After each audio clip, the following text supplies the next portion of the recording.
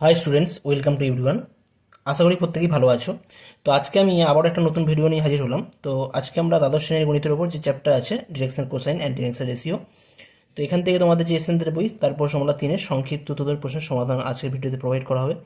Last ভিডিওতে আমরা এই সংক্ষিপ্ত উত্তরধর্মী কোশ্চেন নাম্বার 25 পর্যন্ত সলভ করেছিলাম। তো আজকে আমরা কোশ্চেন নাম্বার 26 থেকে কন্টিনিউ করবো। তো আজকের ভিডিও তোমাদের পছন্দ হয়ে থাকলে তোমরা কিন্তু অবশ্যই লাইক, শেয়ার এবং কমেন্ট করে জানাবে, কেমন? তো শুরু করা যায় কোশ্চেন নাম্বার 26। আর কোশ্চেন নাম্বার 26-এর প্রবলেমগুলো কিন্তু মোস্ট ইম্পর্টেন্ট, এটা তোমরা কিন্তু কেয়ারফুলি জানবে, কেমন? Question number 26, question number Roman 1 কি দেওয়া আছে দেখো। আচ্ছা, প্রথমে কি বলা আছে, দুটি সরলরেখার মধ্যবর্তী সূক্ষ্ম কোণের মান নির্ণয় করো যাদের দিক কোসাইন সমূহ নিচের সমীকরণগুলি সিদ্ধ করে। এই সমীকরণগুলোকে সিদ্ধ করছে। আর কারা সিদ্ধ করছে না, দুটো সরলরেখা তাদের ডিরেকশন কোসাইন সিদ্ধ করছে। তো এই দুটো রিলেশন থেকে আমাদের ওই দুটো সরলরেখার মধ্যবর্তী সূক্ষ্মকোণের মান নির্ণয় করতে হবে, কেমন? এখানে কোশ্চেন নাম্বার 1 কি দেওয়া আছে, L plus M plus N equal to 0 এবং L square plus M square minus N square equal to 0, কেমন? তো এখানে যে দুটো আমাদের ইকুয়েশন দেওয়া রয়েছে বা সম্পর্ক দেওয়া রয়েছে ডিরেকশন কোসাইনগুলোর মধ্যে, সেটাকে আমরা প্রথমে আমরা নাম্বার 1 করছি, নাম্বার 2 দিয়ে আমরা নোটেশন ইউজ করছি, কেমন? তো আমরা প্রথমে কি করব, প্রথম যে রিলেশন আছে L plus M plus N, এই জায়গা থেকে আমরা এল এর মানটা নির্ণয় করে নেব। তো আমরা কি লিখতে পারি, 1 নম্বর থেকে আমরা পাই এল ইকুয়াল টু কত হবে, এল ইকুয়াল টু হয়ে যাচ্ছে মাইনাস এম মাইনাস এন। এখন 2 নম্বর সমীকরণে আমরা এল এর মান বসিয়ে পাই, জাস্ট এল এর জায়গায় মাইনাস এম মাইনাস এন বসাবো, তাহলে কত পাবো, মাইনাস এম মাইনাস এন এত এর whole square plus M square minus N square equal to 0। অর্থাৎ এই জায়গা থেকে পাওয়া যাবে এম স্কোয়ার, যদি আমরা মাইনাসটাকে আমরা অ্যাভয়েড করে দিই যেহেতু স্কোয়ার আছে, তো তাহলে হয়ে যাবে এম প্লাস এন তার হোল স্কোয়ার। সেই জায়গা থেকে পাবো M square plus 2mn plus N square plus M square, এটা as it is minus N square equal to 0। অর্থাৎ আমরা কি পাচ্ছি এখান থেকে, যদি আমরা এন স্কোয়ার ক্যান্সেল করি তাহলে পাওয়া যাবে 2m square plus 2mn equal to 0।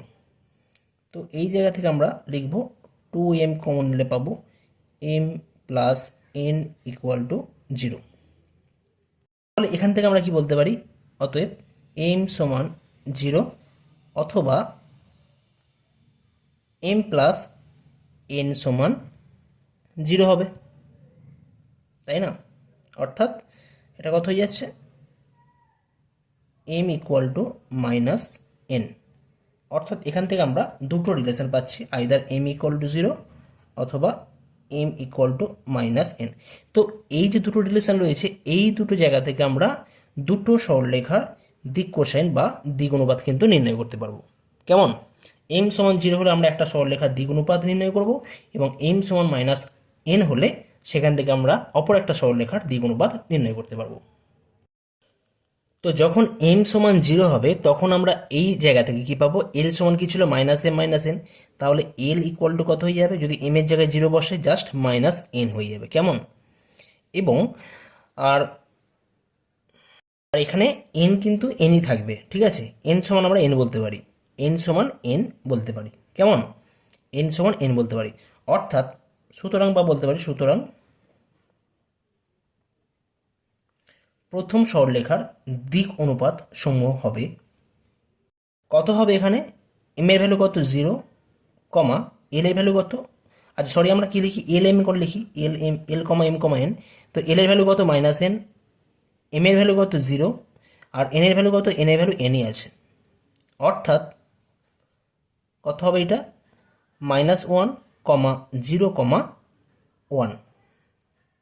এখানে একটা বিষয় খেয়াল রাখতে হবে, যেহেতু আমরা কখন আমরা এন ক্যান্সেল যেহেতু করলাম, এখানে কিন্তু অবশ্যই আমাদের এন নট ইকুয়াল টু 0 ছিল বলেই কিন্তু আমরা ক্যান্সেল করতে পারছি। তো পাশে লিখে দেবে যেহেতু এন নট ইকুয়াল টু 0, কারণ দেখো যদি এম তো 0 এখানে পেয়েছি, যদি এন ইকুয়াল টু 0 হয়ে যায় তাহলে কিন্তু L square plus M square plus N square equal to 1 এই কন্ডিশন কিন্তু স্যাটিসফাই করবে না। কেমন? যদি n সমান 0 হয়ে যায় তাহলে কী হয়ে যাবে, এল এর ভ্যালু 0 হয়ে যাবে। আর n তার মানে তিনটেই 0 প্লাস 0 প্লাস 0, তিনটেই 0 হয়ে যাচ্ছে, 0 নট ইকুয়াল টু 1 হয় না। তো তার জন্য কিন্তু এখানে অবশ্যই n নট ইকুয়াল টু 0 হবে, আর n নট ইকুয়াল টু 0 বলেই কিন্তু আমরা এখান থেকে nকে ক্যান্সেল করতে পারলাম। কেমন? আবার যখন m ইকুয়াল টু -n, তখন আমরা কী পাবো, তখন আমরা এল এর মান কী পাবো দেখে নিই। এল এর ভ্যালু কী ছিল, আমাদের এল এর ভ্যালু দেওয়া ছিল এখানে দেখো -m -n। তো এখানে যদি আমরা m এর জায়গায় -n বসাই, সেখানে আমরা কী পাবো, এল সমান হয়ে যাচ্ছে তখন আমাদের এল ইকুয়াল টু m এর ভ্যালু -n, আর -n আগে থেকে ছিল, অর্থাৎ এটা হয়ে যাবে কত, n -n সমান 0, অর্থাৎ এল এর ভ্যালু হয়ে যাচ্ছে 0 আর n ইকুয়াল টু n। এখানে n কিন্তু nই থাকছে, অর্থাৎ বলতে পারি সুতরাং দ্বিতীয় সরলরেখার দিক অনুপাত সমূহ হবে, যেহেতু এখানে এল এর ভ্যালু ছিল 0, m এর ভ্যালু ছিল -n এবং n এর ভ্যালু nই ছিল, n লিখতে পারি, অর্থাৎ 0, -1, 1। আমরা এখানে n ক্যান্সেল করলাম, যেহেতু n নট ইকুয়াল টু 0 অবশ্যই, তাই না? তো এটা কিন্তু অবশ্যই দিক অনুপাত, কিন্তু আমরা কিন্তু 11 কিন্তু দিক কোসাইন এখানে বলবো না, যেহেতু আমরা রেশিও বার করছি এখানে n ক্যান্সেল করে, তাই আমরা বলবো এটা দিক অনুপাত। তো আমরা দুটো সরলরেখার দিক অনুপাত কিন্তু পেয়ে যাচ্ছি। দিক অনুপাত পেয়ে যাওয়া মানে কিন্তু আমরা সেখান থেকে তাদের মধ্যবর্তী সূক্ষ্মকোণ নির্ণয় করতে পারি। তো এখন সুতরাং যদি 1 নম্বর এবং 2 নম্বর সমীকরণ দুটি দ্বারা প্রকাশিত সরলরেখাদ্বয়ের মধ্যবর্তী সূক্ষ্মকোণ থিটা হয়, তাহলে আমরা কি বলতে পারি, কস থিটা ইকুয়াল টু, যেহেতু সূক্ষ্মকোণের কথা বলা আছে, তাহলে মড অফ কী লেখা হবে এখানে, আমাদের যে ফর্মুলা জানা আছে, আমি যদি ফর্মুলাটা একবার লিখি, কী ফর্মুলা আছে, a1 a2 plus b1 b2 plus c1 c2 mod closed, আর নিচে আছে আমাদের root over of a1 square plus b1 square plus c1 square into root over of a2 square plus b2 square plus c2 square. তো এখানে আমাদের এই formula আছে। তো এই ফর্মুলা এখানে a1 b1 c1 কী আছে, a1 b1 c1 আছে -1, 0, 1, আর a2 b2 c2 কী আছে, a2 b2 c2 দেওয়া রয়েছে আমাদের 0, -1, 1। তো এই ভ্যালুগুলো পুট করলে আমরা এখান থেকে পেয়ে যাব cos θ equal to just a1 a2 করলে a1 a2 মানে -1 into 0, -1 into 0 plus b1 b2 অর্থাৎ 0 into -1, 0 into -1 plus c1 c2 অর্থাৎ 1 into 1, 1 into 1। Mod value close করলাম। নিচে কত হবে, রুট ওভার করতে হবে এদের। রুট ওভার করলে কত পাওয়া যাবে, এখানে প্রথম সরলরেখা যেটা দেওয়া ছিল তার দিক অনুপাত ছিল -1, 0, 1, তাহলে এটা -1 square plus 0 square plus 1 square into root over of, তারপরটা যেটা ছিল দ্বিতীয় সরলরেখার ক্ষেত্রে 0, -1, 1, অর্থাৎ 0 square plus -1 square plus 1 square. অর্থাৎ এখান থেকে পাওয়া যাচ্ছে cos থিটা ইকুয়াল টু, এটা 0, 0, 1 হয়ে যাচ্ছে, উপরে জাস্ট 1 পড়ে থাকবে, আর নিচে আমাদের পড়ে থাকছে 1 square plus 1 square 2 √2 into √2 into √2, অর্থাৎ cos থিটা হয়ে যাচ্ছে 1/2। আর cos কত ডিগ্রি ভ্যালু 1/2 হয় আমরা জানি cos π/3, অর্থাৎ যদি আমরা জানি cos 60 ডিগ্রি, cos π/3 ভ্যালু হয় আমাদের 1/2 equal to cos implies cos theta equal to cos π/3, this implies theta equal to π/3। অর্থাৎ বলতে পারি যে আমাদের দুটো সমীকরণ দেওয়া ছিল, সেই দুটো সমীকরণকে স্যাটিসফাই করা বা সিদ্ধ করা যে দুটো সরলরেখার কথা বলা আছে, তাদের মধ্যবর্তী কোণ যদি থিটা হয়, সেই থিটার ভ্যালু হয়ে যাবে π/3। নেক্সট আসছি কোশ্চেন নাম্বার রোমান 2, অর্থাৎ কোশ্চেন নাম্বার 26 রোমান 2। এখানেও কিন্তু আমাদের মধ্যবর্তী সূক্ষ্মকোণ নির্ণয় করতে হবে, অর্থাৎ দুটি সরলরেখার মধ্যবর্তী সূক্ষ্মকোণের মান নির্ণয় করতে হবে, যাদের দিক কোশ্চেন সমূহ এত এবং এত দুটো সমীকরণকে সিদ্ধ করছে বা স্যাটিসফাই করছে। তো এই কোশ্চেনটা সলভ করার আগে আমি কোশ্চেন নাম্বার 3 সলভ করব, আর কোশ্চেন নাম্বার 3 এর মতো করে কোশ্চেন নাম্বার 2 তোমরা নিজেরা সলভ করবে। তো কোশ্চেন নাম্বার 2 এটা তোমাদের আমি হোমওয়ার্ক দিয়ে রাখছি, এটা তোমরা কোশ্চেন নাম্বার 3 সলভ আমি করার পর তোমরা কোশ্চেন নাম্বার 2টা সেম অ্যাজ সলভ করবে, কেমন? এটা তোমাদের জন্য আমি হোমওয়ার্ক রাখছি। কোশ্চেন নাম্বার 26 রোমান 3 কি বলা আছে, দুটি সরলরেখার মধ্যবর্তী সূক্ষ্মকোণের মান নির্ণয় করতে হবে, যাদের দিক কোশ্চেন সমূহ নিচের সমীকরণগুলিকে স্যাটিসফাই করে, অর্থাৎ l + 2m + 3n = 0 and 3lm - 4ln + M N equal to 0। তো আমরা আগের মতনই এটা যে দুটো সম্পর্ক দেওয়া আছে বা সমীকরণ দেওয়া আছে তাদেরকে আমরা ইকুয়েশন নাম্বার 1 এবং ইকুয়েশন নাম্বার 2 ধরে নেব। কেমন? তাহলে আমরা কি করব, এখন আগের মতনই এখানে আমরা এলকে আমরা এম ও এন এর মাধ্যমে প্রকাশ করব এবং এল এর যে ভ্যালু পাবো সেই ভ্যালুটা আমরা দ্বিতীয় ইকুয়েশনে আমরা বসাবো। তো 1 নম্বর থেকে আমরা কি পাচ্ছি, L equal to -2m - 3n। তো 2 নম্বর সমীকরণ আমরা কি করব, এল এর ভ্যালুটা বসিয়ে দেবো। এল এর ভ্যালু কত পাচ্ছি, -2m - 3n। তো 2 নম্বর সমীকরণে যদি আমরা এল এর ভ্যালু বসিয়ে দিই তাহলে কি পাবো, 3 × 3m। এল এর ভ্যালু বসালে কত, -2m × -3n বসানো হয়েছে, -4ln ছিল অর্থাৎ -4n × এল, এল এর ভ্যালু কত, -2m - 3n, আর plus mn as it is, যেমন ছিল তেমনই থাকবে।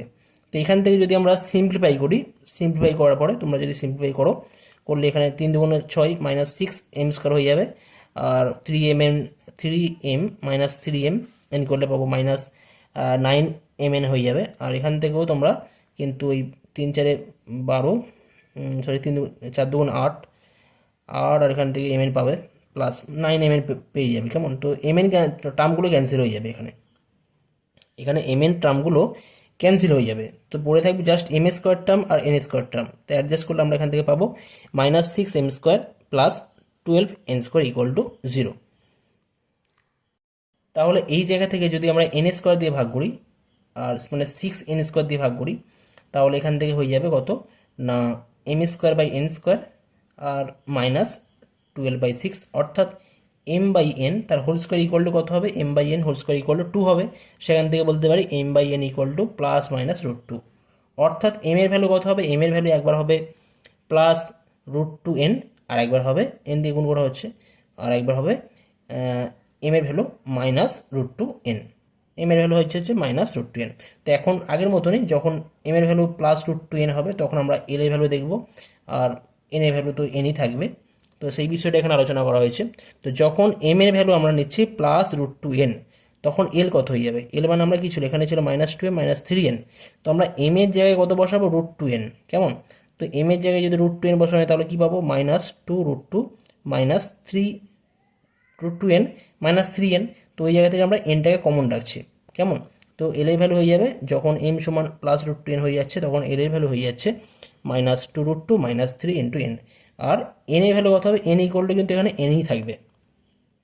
একইভাবে যখন m ইকুয়াল টু -√2n হবে তখন l এর ভ্যালু কত হয়ে যাবে, এখানে জাস্ট মাইনাস মাইনাসে প্লাস, তাহলে 2√2n - 3n। সেখান থেকে যদি আমরা nটাকে কমন রাখি তাহলে 2√2 - 3n পাবো, আর n এর ভ্যালু কিন্তু এখানে nই থাকবে।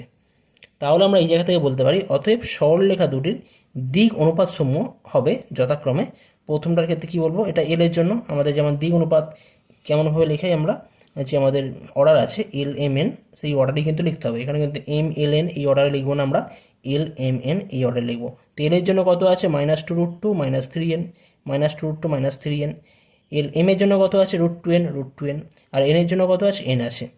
অর্থাৎ কি বলতে পারি, এখান থেকে যদি আমরা এনটাকে ক্যান্সেল করি, এনকে কেন ক্যান্সেল করব, কারণ এন এর ভ্যালু যদি 0 হয়ে যায়, এন এর ভ্যালু 0 হয়ে গেলে কিন্তু এম এর ভ্যালু 0 হয়ে যাবে, আর এল এর ভ্যালুও 0 হয়ে যাবে, আর এন নিজের 0, সেক্ষেত্রে l² + m² + n² not equal to কিন্তু আমাদের 1 হয়ে যাবে, অর্থাৎ ইকুয়াল টু 0 হয়ে যাচ্ছে, 0 নট ইকুয়াল টু 1 হয়। তো সেই কন্ডিশন স্যাটিসফাই করবে না, অর্থাৎ এখানে কিন্তু n not equal to 0, n not equal to 0, যেহেতু n নট ইকুয়াল টু 0, তো সেই জায়গা থেকে আমরা এখান থেকে nগুলোকে ক্যান্সেল করতে পারি। n ক্যান্সেল করলাম, n ক্যান্সেল করে কী পাবো, -2√2 - 3 আর √2 আর 1 পাবো। ওকে, অর্থাৎ প্রথম সরলরেখার দিক অনুপাত কিন্তু আমরা পেয়ে যাচ্ছি -2√2 - 3, √2, 1। একই রকমভাবে দ্বিতীয় সরলরেখার দিক অনুপাত কত হবে, এল এর জন্য 2√2 - 3 × n ছিল, সেটা লেখা হয়েছে। এম এর জন্য কি, -√2n, আর এন এর জন্য nই থাকবে। তো এখান থেকেও কিন্তু আমরা যদি এনকে ক্যান্সেল করি তাহলে কি পাবো, 2√2 - 3 আর কমা দিয়ে -√2, 1। অর্থাৎ প্রথম ও দ্বিতীয় দুটো সরলরেখার কিন্তু আমরা দিক অনুপাত পেয়ে যাচ্ছি। এটা এতই সমানুপাতি, দিক অনুপাত সমানুপাতি হলে কিন্তু একই ব্যাপার হবে, ঠিক আছে, যে দিক অনুপাত সমূহ যথাক্রমে এত এবং এত এর সমানুপাতি, অর্থাৎ দিক অনুপাতগুলো কিন্তু এইগুলো হয়ে যাচ্ছে আলটিমেট। কেমন? সুতরাং আমরা বলতে পারি যদি 1 নম্বর ও 2 নম্বর সমীকরণ দুটি দ্বারা প্রকাশিত সরলরেখাদ্বয়ের মধ্যবর্তী সূক্ষ্মকোণ থিটা হয়, আগের মতনই cos থিটা হয়, তাহলে cos থিটার ভ্যালু কত হয়ে যাবে, মধ্যবর্তী কোণ থিটা হলে cos থিটা আমাদের ফর্মুলা আছে, mod of a1 a2 + b1 b2 + c1 c2 divide by root over of N square plus B one square plus C one square into root over of A two square plus B two square plus C two square. সেই formula আমরা এখানে apply করব। তো এখানে আমরা formula apply করেছি। এ ওয়ানের value -2√2 - 3, আর এ two কত ছিল 2√2 - 3, বি ওয়ান ছিল √2, বি টু ছিল -√2, সি ওয়ান ছিল 1 আর সি টু ছিল 1। এগুলো আমরা লিখেছি। আর নিচে কত আছে A one square B one square C one square A two square B two square C two square. তো এখানে যেটা আছে আমাদের ফর্মুলা এখানে, তো আমরা এখান থেকে এ প্লাস বি ইন্টু এ মাইনাস বি ফর্মুলা অ্যাপ্লাই করতে পারি। অ্যাপ্লাই করলে এখান থেকে 2√2 3 পাবো এখান থেকে। তো সেখান থেকে আমরা ক্যালকুলেশন করলে এই জায়গা থেকে যদি ক্যালকুলেশন করি সেই জায়গা থেকে আমরা পেয়ে যাবো এখান থেকে 9 - 8 - 2 + 1। জাস্ট আমরা কী করেছি এখান থেকে মাইনাসটা কমন নিয়েছি, মাইনাসটা কমন নিয়ে এর দিকে গুণ করে দিয়েছি। গুণ করলে কী পাবো 3 - 2√2 হবে, আর এখানে কিন্তু 3 + 2√2 হয়ে যাবে, অর্থাৎ 3 - 2√2 ইন্টু 3 + 2√2। তাহলে এ মাইনাস বি ইন্টু এ প্লাস বির ফর্মুলা এ স্কোয়ার মাইনাস বি স্কোয়ার। তাহলে 3 3 9 হয়ে যাচ্ছে, মাইনাস 2 স্কোয়ার করলে 8 পাবো। আর এখান থেকে প্লাস মাইনাসে মাইনাস হয়ে যাচ্ছে, √2 ইন্টু 2 পাওয়া যাচ্ছে, আর প্লাস 1 ইন্টু 1 1 পাচ্ছি। আর নিচেটা হোল স্কোয়ার করলে কিন্তু আমরা এই বিষয়টা পাবো। যাই হোক, এখানে কিন্তু ওপরে কিন্তু আলটিমেট 9 8 - 2 + 1 সব কেটে গিয়ে 0 হয়ে যাচ্ছে। তো নিচেটা আমাদের যাই হোক না কেন, নিচেটা অবশ্যই নন জিরো হবে, কোনো একটা সংখ্যা পাবো। তাহলে এখান থেকে পাচ্ছি cos θ = 0 হয়ে যাচ্ছে, অর্থাৎ cos θ = 0 হয় তখনই যদি থিটার ভ্যালু π/2 হয়। অর্থাৎ বলতে পারি যে আমাদের সরলরেখাদ্বয়ের কথা বলা আছে তাদের মধ্যবর্তী সূক্ষ্মকোণের মান হয়ে যাচ্ছে এখানে π/2 বা 90 ডিগ্রি। নেক্সট আসছি কোশ্চেন নাম্বার 4। এখানেও কিন্তু আমাদের মধ্যবর্তী সূক্ষ্মকোণ নির্ণয় করতে হবে। সেক্ষেত্রে আমাদের দুটি সরলরেখা যে দুটো সমীকরণ সিদ্ধ করছে সেটা দেওয়া আছে 3l + m + 5n = 0 এবং 6mn - 2nl + 5lm = 0। তো এই কোশ্চেনের সলিউশন কিন্তু আগের মতনই, কিন্তু আমি যে দুটো প্রবলেম সলভ করলাম একটু আগে, তো সেই মতন করেই কিন্তু এটা সলভ করতে হবে। আচ্ছা, এখানে একটা বিষয়, আমি আগে যেমন প্রথম ইকুয়েশানে এল এর ভ্যালু বসিয়েছিলাম, এল এর ভ্যালু বার করেছিলাম আগেরটাতে যেমন বার করেছিলাম আগের দুটো প্রবলেমে, তো তোমরা এখানে কিন্তু এল এর যে ভ্যালু বার করতে হবে তার কোনো মানে নেই, কিন্তু আমরা যে কোনো একটাকে ক্যান্সেল করতে পারি। তোমরা এখানে এম এর ভ্যালু নির্ণয় করবে, এম এর ভ্যালু নির্ণয় করলে সুবিধা হবে। এম এর ভ্যালু কত হবে -5n - 3l, কেমন? তো এম এর ভ্যালু বার করে নিই, এম এর ভ্যালু এখানে পুট করলে তোমরা এখানে তোমরা তাহলে এল এবং এন দিয়ে একটা রিলেশন পাবে, এল এবং এন দিয়ে রিলেশন পাবে, কেমন? তো সেই জায়গা থেকে তোমরা কিন্তু আগের মতন একই প্রসিডিউরে তোমরা সমাধান করতে পারবে। ঠিক আছে, তো এটা তোমরা কিন্তু আগের মতনই করবে, জাস্ট এখানে তোমরা এম এর ভ্যালু বার করে এখানে পুট করবে, কেমন? তো এটাও তোমাদের আমি হোমওয়ার্ক দিলাম। তো আজকের ভিডিওতে আমি এই পর্যন্তই করলাম। পরবর্তী ভিডিওতে তোমাদের যে দীর্ঘ উত্তরধর্মী যে সমস্ত প্রশ্ন আছে সেই সমস্ত উত্তরের সমাধান আমি প্রোভাইড করব। ওকে, আজকের ভিডিও পছন্দ হয়ে থাকলে তোমরা কিন্তু অবশ্যই লাইক শেয়ার এবং কমেন্ট করে জানাবে, কেমন? ওকে, থ্যাংক ইউ সো মাচ।